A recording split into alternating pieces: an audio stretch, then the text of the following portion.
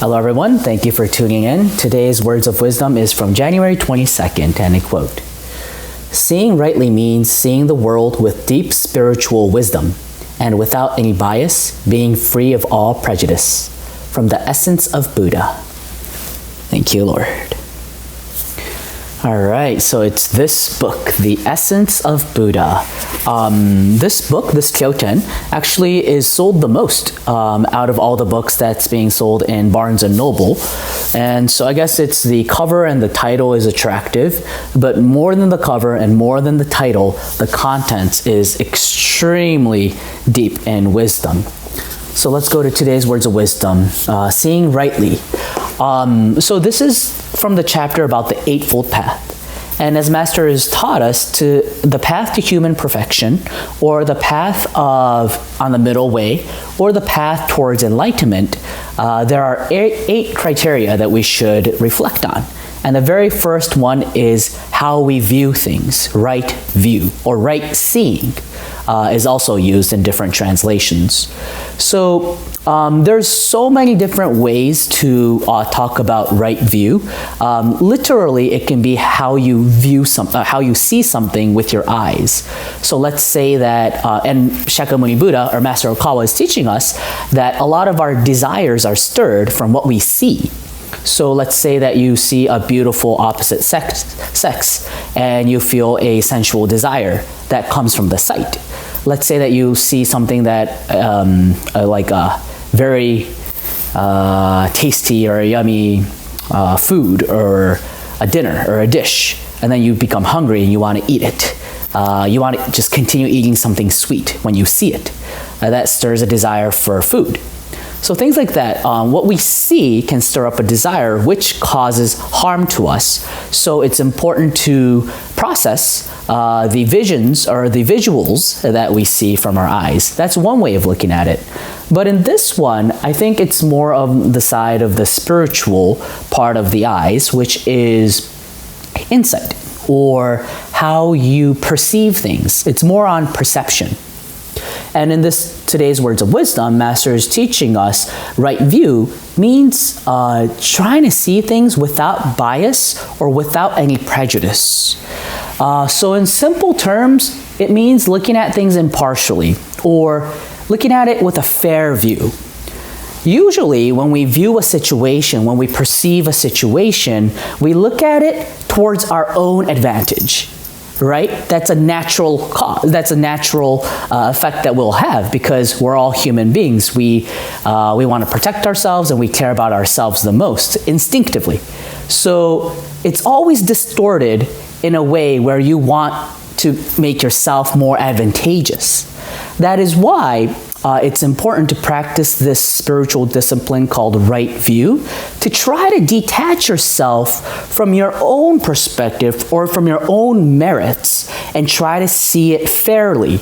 How do we do this? There's 3 steps that Master has taught us. The very first one is try to see that situation from the other person's perspective. So this can be used when you're going through a human relationship issue. There's always someone else involved, right? And you try to see that situation not from your own eyes, but from their eyes. You put yourself in their shoes, and then you try to perceive the situation. And then the second step is a completely third person's view, someone who is detached from you or the other person. And then the last step is to perceive that situation from God's eyes, or a guiding spirit's eyes, or your guardian spirit's eyes, meaning from a spiritual perspective, or a longer perspective, or from like a high moral value. And then if you, let's say that you process through this situation that is causing you pain in a human relationship issue in these 3 steps, it is very helpful. What I mean by helpful is that you will be able to detach yourself from the feeling of drowning and suffering. The reason why we get that feeling, that emotional suffering type of feeling, is because we're stuck in our own perspective from our own view. But then if you try to see things objectively through this three ways, it really helps you detach yourself from your biological self. It's like you get a new pair of eyes. And then it's very interesting. You can start seeing yourself, the situation that you're in a very logical manner and in a very practical manner too. So it's kind of like hiring yourself a therapist. You can do all of this inside your own mind. So you don't have to pay expensive money to get a life coach or anything. I'm sorry if anyone's a life coach who's watching this video. You're doing a great job in your profession. And it's hard to do it by yourself. That's why I believe that kind of profession exists. And even us too, in religion too. It exists because it's hard to do it by ourselves.